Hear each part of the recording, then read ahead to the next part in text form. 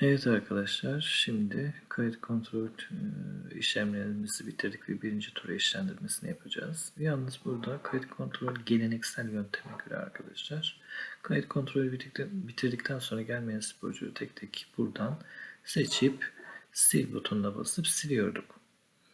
Yalnız bunu yapmak istemiyorum çünkü bazı yönergelerde ikinci tur işlendirmesi ilan edilmeden önce gelen sporcular yarışmaya girebilir diye bir ibareler konulduğu için bunları ikinci tur sonuna kadar ya da ikinci tur başlayana kadar saklı tutmanızı tavsiye ederim. Bunu da şu şekilde yapıyoruz. Yani bir nevi eşlendirme menüsünden eşlendirme sporcu çıkar seçeneğine, yani şuradan sporcu çıkart seçeneğinden her bir sporcunun kalan turlarını eşlendirme tıklamış gibi görünecek. Bunu da nasıl yapıyoruz? Şöyle yapıyoruz. Çok basit arkadaşlar.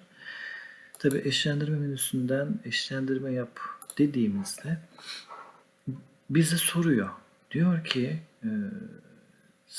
kayıt kontrolü girmeyen, yani seçili olmayan sporcuları da birinci roundda eklensin mi, eklenmesin mi? Yani eklensin mi diye soruyor. Evet derseniz arkadaşlar, kayıt kontrolü girmeyen sporcuların da, yani 21 sporcunun tamamı da şeye eşlendirmeye dahil olacak. Ama hayır dersek, bakın burada zaten yazıyor. 21 sporcunun tamamı arkadaşlar burada eşlendirilmeyeceğini belirtiyor. Tabi renk kuralımızı da yaptıktan sonra arkadaşlar, ben burada rastgeleyi seçtim. Seçeceğim. Renk kuralını yaptıktan sonra başlat butonuna tıkladığımızda eşlendirmemiz yapıldı. Şurada da yazıyor zaten. Tamam diyoruz.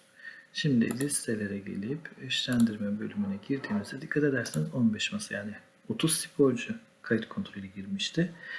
15 masalık, yani bir eşlendirmem oldu.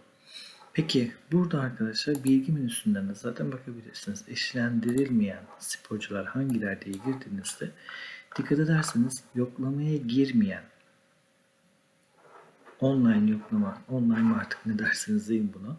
Yoklamaya girmeyen sporcular da arkadaşlar burada dikkat ederseniz birinci turdan 6. tura kadar bu turnuvada birinci tur eşlendirmesinden sonra, yani birinci tur bilgilerinden sonra arkadaşlar tamamen turnuvaya dahil olmadığını görüyoruz. Ama örnek veriyorum, bir sonraki tur, ikinci tur yapılmadan önce arkadaşlar burada birkaç sporcumuz gelsin, o sporcuları buradan eşlendirmeye dahil edeceğiz.